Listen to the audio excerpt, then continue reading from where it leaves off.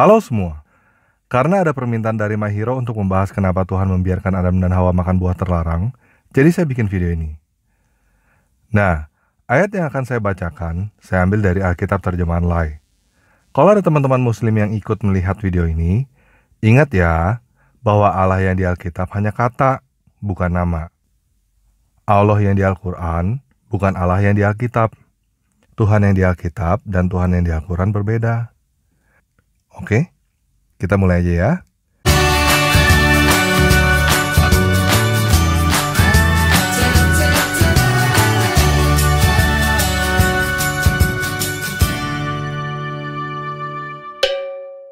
Kita baca Kejadian 2 ayat 4-25. Demikianlah riwayat langit dan bumi pada waktu diciptakan. Ketika Tuhan Allah menjadikan bumi dan langit, belum ada semak apapun di bumi, belum timbul tumbuh-tumbuhan apapun di padang. Sebab Tuhan Allah belum menurunkan hujan ke bumi, dan belum ada orang untuk mengusahakan taman itu. Jadi belum ada orang ya. Tetapi ada kabut naik ke atas dari bumi, dan membasahi seluruh permukaan bumi itu. Ketika itulah Tuhan Allah membentuk manusia dari debu tanah, dan menghembuskan nafas hidup ke dalam hidungnya. Demikianlah manusia itu menjadi makhluk yang hidup. Jadi jelas ya, sebelum manusia nggak ada orang. Selanjutnya Tuhan Allah membuat taman di Eden, di sebelah timur. Disitulah ditempatkannya manusia yang dibentuknya itu. Lalu Tuhan Allah menumbuhkan berbagai-bagai pohon dari bumi, yang menarik dan yang baik untuk dimakan buahnya. Dan pohon kehidupan di tengah-tengah taman itu, serta pohon pengetahuan tentang yang baik dan yang jahat.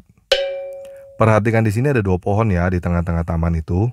Pohon kehidupan dan pohon pengetahuan tentang yang baik dan yang jahat. Ada suatu sungai mengalir dari Eden untuk membasahi taman itu. Dan dari situ sungai itu terbagi menjadi 4 cabang. Yang pertama namanya Pison, yakni yang mengalir mengelilingi seluruh tanah Hawilah, tempat emas berada. Dan emas dari negeri itu baik. Di sana ada damar bedolah dan batu krisopras. Nama sungai yang kedua adalah Gihon, yakni yang mengalir mengelilingi seluruh tanah Kush. Sungai yang ketiga adalah Tigris, yakni yang mengalir di sebelah timur Asyur. Dan sungai yang keempat adalah Efrat. Tuhan Allah mengambil manusia itu dan menempatkannya dalam Taman Eden untuk mengusahakan dan memelihara taman itu. Nah, teman-teman perhatikan untuk mengusahakan dan memelihara taman itu. Jadi Tuhan menciptakan manusia bukan tanpa tujuan, bukan tanpa pekerjaan. Kalau zaman sekarang namanya apa ya? Mungkin bisa dibilang tukang kebun atau manajer kebun binatang. Oke, lanjut ya. Lalu Tuhan Allah memberikan perintah ini kepada manusia. Semua pohon dalam taman ini boleh kau makan buahnya dengan bebas.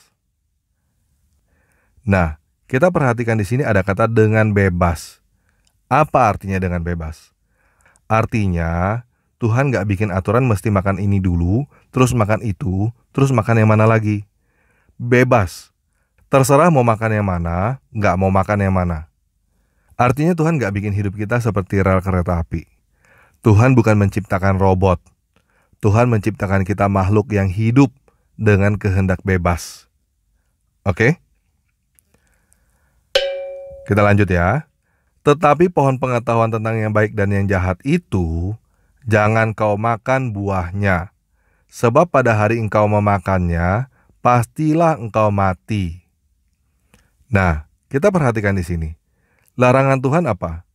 Jangan kau makan buahnya. Betul ya? Gak ada tambahan apa-apa lagi kan? Ingat, cuma 1 pohon yang dilarang. Dilarang untuk dimakan buahnya, yaitu pohon pengetahuan tentang yang baik dan yang jahat. Lanjut, Tuhan Allah berfirman, tidak baik kalau manusia itu seorang diri saja. Aku akan menjadikan penolong baginya yang sepadan dengan dia. Perhatikan di situ, Tuhan menjadikan penolong yang sepadan. Apa artinya sepadan? Setara, setanding. Oke? Lalu Tuhan Allah membentuk dari tanah segala binatang hutan dan segala burung di udara. Dibawanyalah semua kepada manusia itu untuk melihat bagaimana ia menamainya. Dan seperti nama yang diberikan manusia itu kepada tiap-tiap makhluk yang hidup, demikianlah nanti nama makhluk itu. Nah, ini adalah pekerjaan pertama yang Tuhan kasih kepada manusia. Kasih nama. Tuhan memberikan otoritas kepada manusia untuk menentukan nama.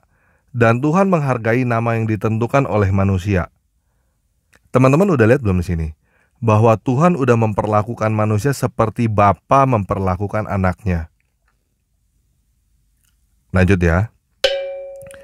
Manusia itu memberi nama kepada segala ternak, kepada burung-burung di udara dan kepada segala binatang hutan. Tetapi baginya sendiri ia tidak menjumpai penolong yang sepadan dengan dia. Lalu Tuhan Allah membuat manusia itu tidur nyenyak. Ketika ia tidur, Tuhan Allah mengambil salah satu rusuk daripadanya, lalu menutup tempat itu dengan daging. Dan dari rusuk yang diambil Tuhan Allah dari manusia itu, dibangunnyalah seorang perempuan, lalu dibawanya kepada manusia itu. Oke, di situ tertulis tulang rusuk. Bukan tulang kepala, bukan tulang kaki. Jadi perempuan bukan diciptakan untuk menginjak kepala lelaki, dan juga bukan untuk diinjak oleh lelaki. Oke, lanjut ya.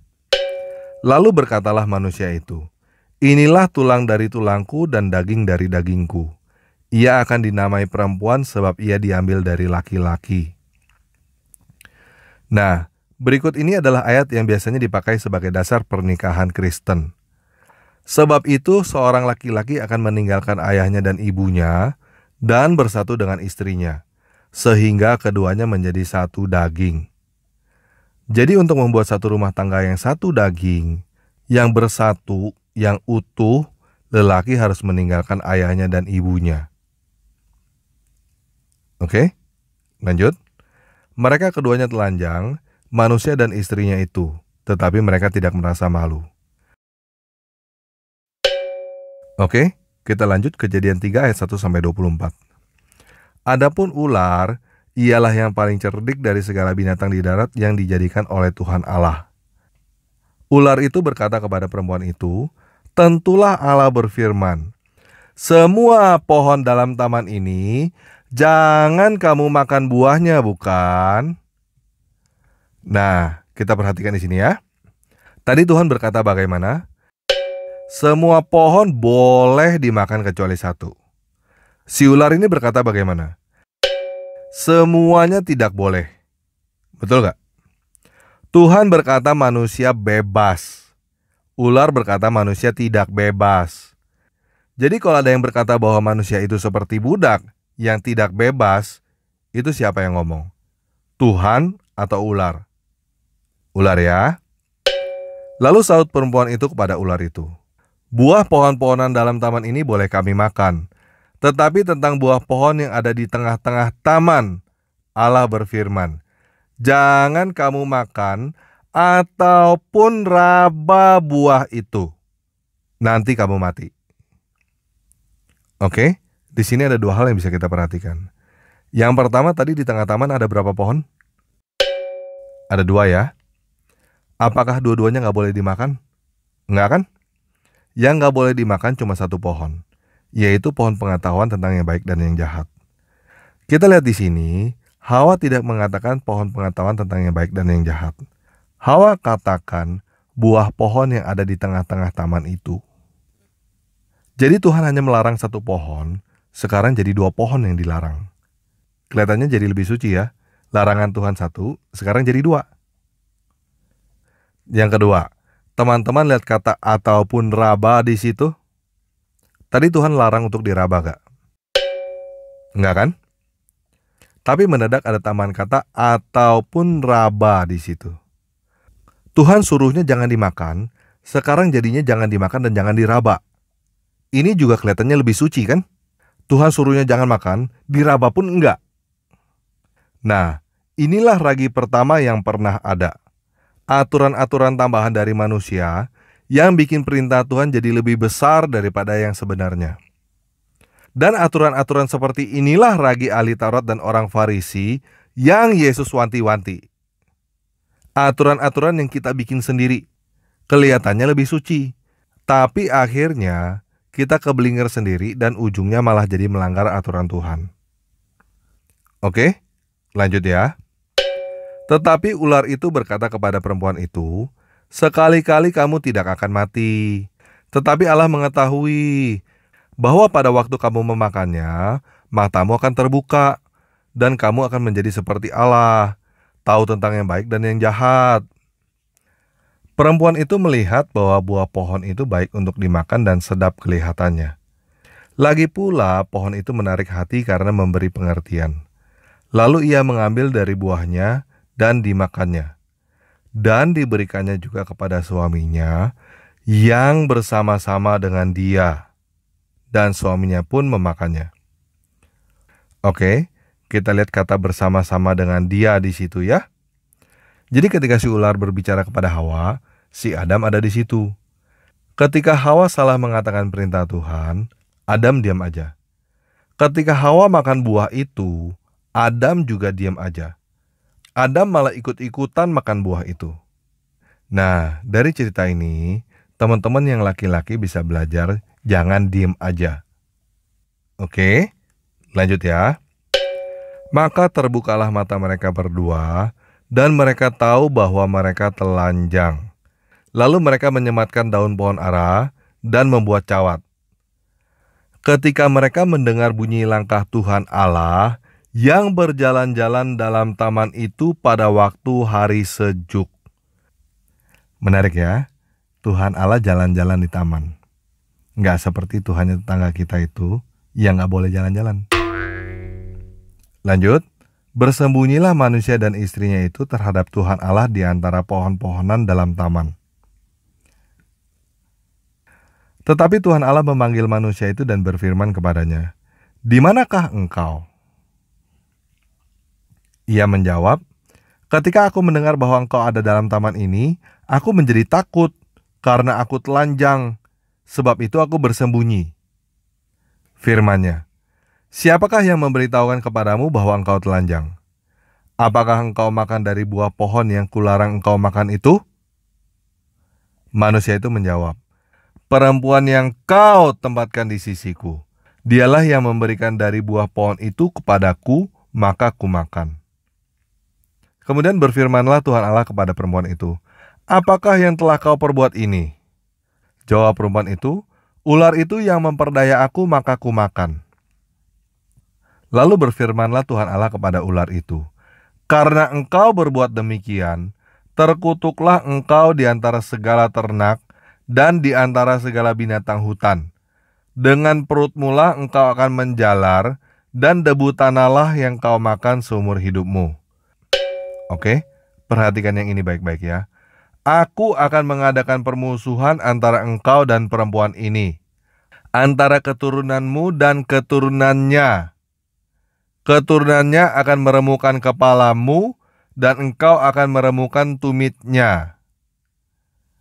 Nah, ini adalah nubuat pertama tentang Yesus. Yesus adalah keturunan perempuan itu, lahir dari seorang perempuan, seorang perawan yang bernama Maria. Oke, lanjut ya. Firman-Nya kepada perempuan itu, "Susah payahmu waktu mengandung akan kubuat sangat banyak. Dengan kesakitan engkau akan melahirkan anakmu, namun engkau akan berahi kepada suamimu dan dia akan berkuasa atasmu." Lalu firman-Nya kepada manusia itu, "Karena engkau mendengarkan perkataan istrimu dan memakan dari buah pohon yang telah kuperintahkan kepadamu jangan makan daripadanya, maka terkutuklah tanah karena engkau. Dengan bersusah payah engkau akan mencari rezekimu dari tanah seumur hidupmu. Semak duri dan rumput duri yang akan dihasilkannya bagimu, dan tumbuh-tumbuhan di padang akan menjadi makananmu. Dengan berpeluh engkau akan mencari makananmu, sampai engkau kembali menjadi tanah, karena dari situlah engkau diambil. Sebab engkau debu, dan engkau akan kembali menjadi debu." Manusia itu memberi nama Hawa kepada istrinya, sebab dialah yang menjadi ibu semua yang hidup. Dan Tuhan Allah membuat pakaian dari kulit binatang untuk manusia dan untuk istrinya itu, lalu mengenakannya kepada mereka. Nah, kita perhatikan di sini. Siapa yang membuat pakaian? Tuhan. Terbuat dari apa? Kulit binatang. Untuk siapa? Adam dan Hawa. Gimana cara Tuhan kasihnya? Dilempar gitu sambil marah-marah? Enggak. Dia mengenakannya kepada mereka. Teman-teman bisa lihat gak di sini? Bahwa Tuhan tetap sayang kepada manusia, walaupun manusia sudah melanggar perintahnya. Tuhan gak berkata, dasar maling, gue bunuh lu sekarang. Tuhan mengorbankan binatang untuk menutupi ketelanjangan manusia. Ini adalah nubuat kedua tentang Yesus Kristus. Yesus adalah anak domba yang dikorbankan untuk menutupi kesalahan manusia. Oke, lanjut ya. Berfirmanlah Tuhan Allah, sesungguhnya manusia itu telah menjadi seperti salah satu dari kita, tahu tentang yang baik dan yang jahat. Maka sekarang jangan sampai ia mengulurkan tangannya dan mengambil pula dari buah pohon kehidupan itu dan memakannya, sehingga ia hidup untuk selama-lamanya. Nah, sekarang kita perhatikan ini ya. Lalu Tuhan Allah mengusir dia dari Taman Eden supaya ia mengusahakan tanah dari mana dia diambil. Jadi Tuhan masih ada tujuan gak untuk manusia? Masih ya. Tujuan Tuhan masih sama gak? Masih. Untuk mengusahakan. Oke? Kita lanjut ya. Ia menghalau manusia itu. Dan di sebelah timur Taman Eden, ditempatkannya beberapa kerup dengan pedang yang menyala-nyala dan menyambar-nyambar, untuk menjaga jalan ke pohon kehidupan. Oke, pembacaan kita selesai. Gimana? Udah terjawab belum pertanyaannya? Masih bingung ya? Gini, tadi kita udah baca bahwa Tuhan punya tujuan kan? Sebelum kamu nonton video ini, kamu pernah perhatikan gak di ayat itu bahwa Tuhan punya tujuan sejak pertama kali menciptakan manusia? Dan kamu perhatikan gak bahwa tujuan Tuhan itu tidak berubah walaupun manusia jatuh ke dalam dosa? Nah, jadi seharusnya yang kita pertanyakan bukanlah apakah Tuhan tahu bahwa Adam dan Hawa bakal makan buah terlarang atau tidak. Kita juga tidak seharusnya mempertanyakan kenapa Tuhan membiarkan itu terjadi. Pertanyaan seperti itu adalah pertanyaan manusia yang tidak bertanggung jawab. Kesalahan yang sama dengan kesalahan Adam. Menyalahkan Tuhan karena telah memberikan istrinya. Ini seperti orang yang berbuat jahat, terus ngomong, kenapa Tuhan membiarkan saya berbuat jahat? Itu sangat tidak bertanggung jawab. Oke? Nah, yang seharusnya kita pertanyakan adalah apa yang Tuhan ingin kita lakukan di dalam hidup kita ini. Tuhan bukan bikin kita tanpa tujuan. Dulu, saya berpikir bahwa Tuhan itu kejam sekali.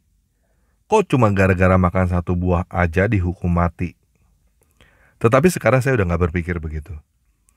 Yang Tuhan katakan, seperti orang tua yang berkata kepada anaknya yang masih kecil, "Nak, jangan main pisau ya, nanti berdarah." Ketika kita main pisau dan berdarah, apakah itu salah orang tuanya karena punya pisau? Apakah itu salah orang tuanya karena telah memperingati kita supaya jangan main? Ngerti ya maksudnya ya? Apakah kita mau terus-menerus menjadi anak kecil yang menyalahkan orang tua? Atau kita mau belajar dari kesalahan kita supaya kita menjadi dewasa? Nah, ketika kita main pisau dan berdarah, apakah berdarah itu adalah hukuman dari orang tua kita? Atau itu konsekuensi dari kita bermain pisau? Kita nggak tahu kenapa Tuhan taruh pohon pengetahuan yang baik dan yang jahat di situ. Tapi yang pasti itu bukan buat dimakan.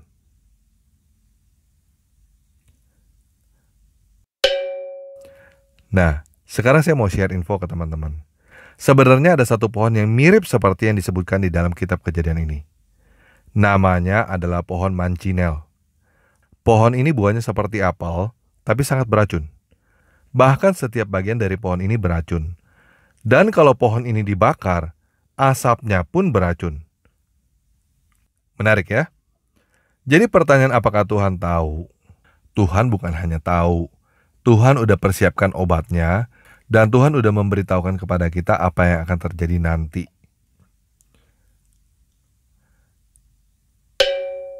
Jadi kenapa Tuhan membiarkan semua ini terjadi? Tuhan punya rencana yang kamu nggak tahu. Dan Tuhan akan memberitahukan kepadamu kalau kamu sudah dewasa. Oke? Kita baca ini ya. Yeremia 29 ayat 11. Sebab aku ini mengetahui rancangan-rancangan apa yang ada padaku mengenai kamu. Demikianlah firman Tuhan, yaitu rancangan damai sejahtera dan bukan rancangan kecelakaan, untuk memberikan kepadamu hari depan yang penuh harapan. Nah, tadi kita baca ada pohon kehidupan yang dijaga kan? Sekarang kita baca ini yuk. Ini adalah apa yang akan terjadi nanti. Wahyu 2 ayat 7. Siapa bertelinga, hendaklah ia mendengarkan apa yang dikatakan Roh kepada jemaat-jemaat. Barang siapa menang, dia akan kuberikan makan dari pohon kehidupan yang ada di Taman Firdaus Allah. Wahyu 22 ayat 2. Di tengah-tengah jalan kota itu, yaitu seberang menyeberang sungai itu, ada pohon-pohon kehidupan yang berbuah 12 kali, tiap-tiap bulan sekali. Dan daun pohon-pohon itu dipakai untuk menyembuhkan bangsa-bangsa. Wahyu 22 ayat 14. Berbahagialah mereka yang membasuh jubahnya. Mereka akan memperoleh hak atas pohon-pohon kehidupan dan masuk melalui pintu-pintu gerbang ke dalam kota itu. Oke, jadi menurut saya begini. Saya percaya bahwa Tuhan mempunyai rencana dan banyak yang belum terrealisasi. Pertanyaannya adalah apakah kita mengambil bagian dalam rencana Tuhan atau tidak. Ini adalah pilihan hidup yang Tuhan berikan. Dan apapun pilihan kita, tidak merubah rencana Tuhan. Mengenai pertanyaan apakah Tuhan telah menentukan takdir, saya mau menjawab begini. Menurut saya, kita nggak bisa pilih kita mau lahir di mana dan bagaimana. Tetapi kita menentukan bagaimana kita mengisi hidup ini. Apakah kita mau berkata ini semua salah Tuhan? Atau kita mau mengambil tanggung jawab? Mengusahakan apa yang sudah Tuhan berikan. I couldn't change my circumstance. I couldn't just one day wake up and say, hey, give me arms and legs. I need arms and legs. I thought, what kind of purpose do I have to live? I mean, are you just here to live, to die? I mean, is there not a purpose for me? Is there not a purpose in life? And I had questions and no answers. And I asked my mum and dad, why did this happen? I asked doctors, why did this happen? And they don't know. There are some things in life that are out of your control that you can't change and you got to live with. The choice that we have, though, is either to give up or keep on going. I want to ask you, what are you going to believe? Are you going to believe in yourself? Are you going to believe everybody else's judgment on you? Are you going to believe people when they say that you're a failure? Well, no one really likes you. No one really cares about you. I tell you, life is interesting. Life's a journey. But I tell you, there are some times in life where you fall down and you feel like you don't have the strength to get back up. But this is the thing. It should be impossible for me to get back up, but it's not. You see, I will try 100 times to get up, and if I fail 100 times, if I fail and I give up, do you think that I'm ever going to get up? No. But if I fail, I try again and again and again. For as long as I try, there's always that chance of getting up. Does that make sense? And it's not the end until you've given up. And I want you to know that I found my strength in Jesus Christ, and you're going to find your strength in whatever you find it in. But I just want you to know that it's not the end. It matters how you're going to finish. Are you going to finish strong? And you will find that strength to get back up like this.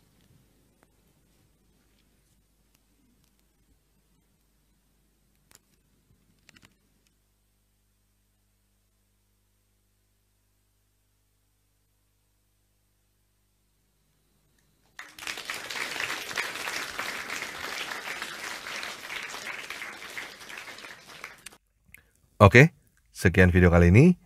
Yesus Kristus penguasa kita memberkati.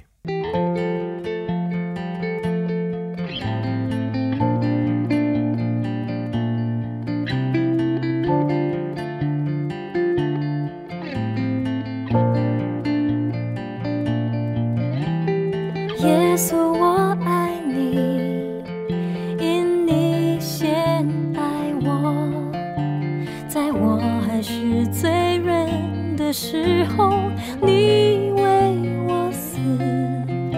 耶稣，我感谢你，因你对我真好，背负我重担，你是拯救我的主。因你爱我，你救我脱离罪恶捆绑，一次献上，替我还清罪债，永无止境的爱追随我一生，我降服于你，让你爱我。因你爱我，你为我承担罪的代价，遍体鳞伤，让我身体安康，永无止境的爱追随我一生，我降服于你，让你爱我。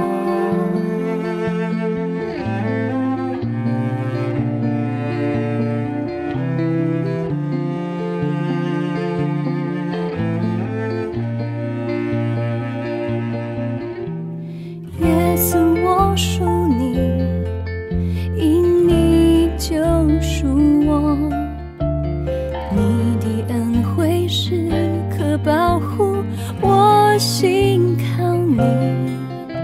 耶稣，我赞美你，因你真心爱我，赐予我红恩，你的供应引领我。因你爱我，你救我脱离罪恶捆绑，一次献上，